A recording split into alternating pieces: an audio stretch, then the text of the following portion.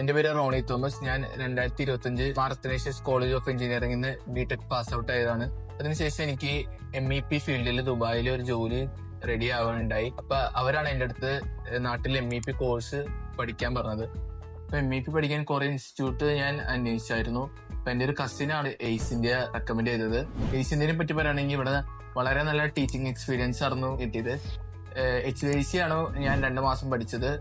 കാളിദാസ് സാറും കെവിൻ സാറും അതുപോലെ ആസിഫ് സാറായിരുന്നു എന്റെ മെന്റേഴ്സ്. അവരിൽ നിന്ന് നല്ല ഗൈഡൻസ് ആണ് എനിക്ക് കിട്ടിയത്.